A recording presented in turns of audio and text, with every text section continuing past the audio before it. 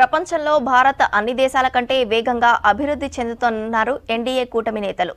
కళ్ళు ఉండి కూడా ప్రతిపక్షాలు దేశ అభివృద్ధిని చూడలేకపోతున్నాయని విమర్శించారు. వచ్చే ఏడాది నాటికి టీబీ ఫ్రీ కంట్రీగా 2026 నాటికి నక్సల్స్ రహిత దేశంగా మారుస్తామన్నారు. భారత్కు ఎక్కువ బాధ్యతలు ఉన్నాయని చెప్పారు ఎన్డీఏ కూటమి లీడర్లు. 2026 మార్చి 31 నాటికి దేశం నుంచి మావోయిజాన్ని పూర్తిగా అంతం చేస్తామన్నారు కేంద్ర హోంమంత్రి అమిత్ షా. 1973 నుంచి మావోల కంచుకోటలను ఒక్కొక్కటిగా బద్దలు కొట్టామని చెప్పారు. లొంగిపోవాలనుకునే వారిని తాము స్వాగతిస్తామని చెప్పారు. ఛత్తీస్గఢ్లోని జగదల్పూర్లో బస్తర్ ఒలింపిక్స్ ముగింపు కార్యక్రమంలో పాల్గొన్నారు అమిత్ షా. छत्तीसगढ़ के विकास के लिए, देश के विकास के लिए आपका सहयोग दीजिए. मैंने कई राज्यों के सरेंडर पॉलिसी का अध्ययन किया था. विजय मेरे पास आया था. सरेंडर पॉलिसी मैंने देखी है. मैं फख्र के साथ, गर्व के साथ कह सकता हूं, छत्तीसगढ़ की सरेंडर पॉलिसी पूरे भारत में सबसे आकर्षक सरेंडर पॉलिसी बनी. ప్రపంచంలోనే భారత్ ఎక్కువ అంచనాలు ఉన్న దేశమన్నారు విదేశాంగ శాఖ మంత్రి జైశంకర్. అన్ని దేశాల కంటే భారత్కు ఎక్కువ బాధ్యతలున్నాయని చెప్పారు. వికసిత్ భారత్ వృద్ధి చెందుతోందన్నారు. ట్రాన్స్పోర్ట్ చైన్లను మార్చడం వల్ల విదేశాంగ విధానపరమైన చిక్కులు వస్తున్నాయన్నారు Jaishankar. Because Viksit Bharat means India's rise. So how does India's rise amidst uncertainty?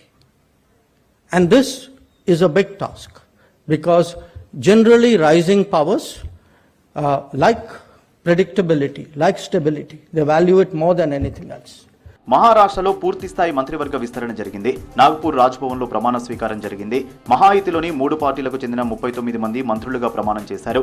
BJP నుంచి 19 మంది, శివసేన నుంచి 11 మంది, ఎన్సీపీ నుంచి 9 మంది మంత్రులుగా ప్రమాణం చేశారు. మహాయుతి సర్కారులో ఇప్పుడు మొత్తం 42 మంది మంత్రులు ఉన్నారు. मी चंद्रकांत सरस्वती बच्चू पाटील ईश्वर साक्ष शपथ घेतो की कायद्याद्वारे स्थापित झालेल्या अशा भारताच्या संविधानाबद्दल मी खरी श्रद्धा व निष्ठा बाळगीन. ప్రధాని మోదీ 2025 వరకు భారత్ను టీబీ రహిత దేశంగా నిలపాలని లక్ష్యంగా పెట్టుకున్నారన్నారు కేంద్ర మంత్రి రామ్మోహన్ నాయుడు. 2015 నుంచి ఇప్పటి వరకు 38% కేసులు తగ్గాయని తెలిపారు. ఢిల్లీలోని ధ్యాన్ చంద్ నేషనల్ స్టేడియంలో పార్లమెంటు సభ్యుల మధ్య ఫ్రెండ్లీ క్రికెట్ మ్యాచ్ జరిగింది.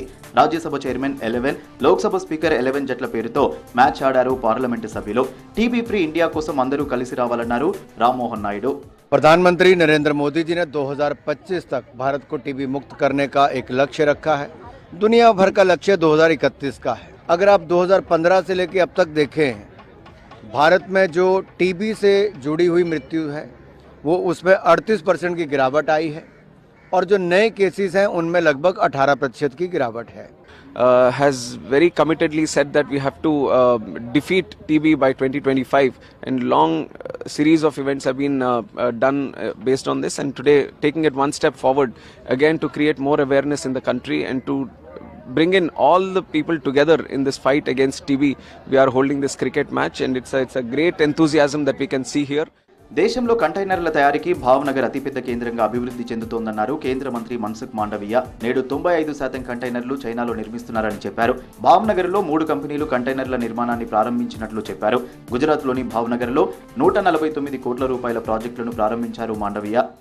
भारत में सबसे बड़ा कंटेनर मैन्युफैक्चरिंग हब के रूप में डेवलप हो रहा है.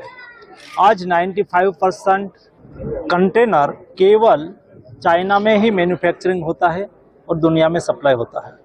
भावनगर के एंटरप्रेन्योरशिप से, भावनगर के लोगों की मेहनत से भावनगर में आज 3 से ज़्यादा कंपनियां कंटेनर मैन्युफैक्चरिंग करना प्रारंभ करा है. యూపీ సీఎం యోగి ఆదిత్యనాథ్ మరోసారి కాంట్రవర్సరీ కామెంట్ చేశారు. తాజ్మహల్ నిర్మాణంలో పాల్గొన్న కార్మికుల చేతులను అప్పటి పాలకులు నరికేశారని అన్నారు. ఇక ఇప్పుడున్న బీజేపీ ప్రభుత్వం రామమందిర నిర్మాణం చేసిన వారిని పూల వర్షంతో సన్మానించిందన్నారు. ముంబైలో ఏర్పాటు చేసిన ప్రపంచ హిందూ ఎకనామిక్ ఫోరం కార్యక్రమంలో పాల్గొన్నారు యోగి. आपने वो दृश्य देखा होगा जब 22 जनवरी को प्रधानमंत्री मोदी जी अयोध्या में राम मंदिर का निर्माण करने वाले श्रमिकों का सम्मान कर रहे हैं. एक प्रधानमंत्री मोदी जी हैं जो श्रमिकों के श्रम का सम्मान करके उनके ऊपर पुष्प वर्षा कर रहे थे, और दूसरी तरफ वे भी शासक थे कि ताजमहल बनाने वाले कारीगरों के हाथ काट दिए जाते हैं. आपके सामने है एक आज का भारत है जो अपनी श्रम शक्ति का सम्मान करता है। ప్రధాని మోదీ పాలనలో దేశం అన్ని రంగాల్లో అభివృద్ధి చెందుతుందన్నారు ఎన్డీఏ కూటమి నేతలు.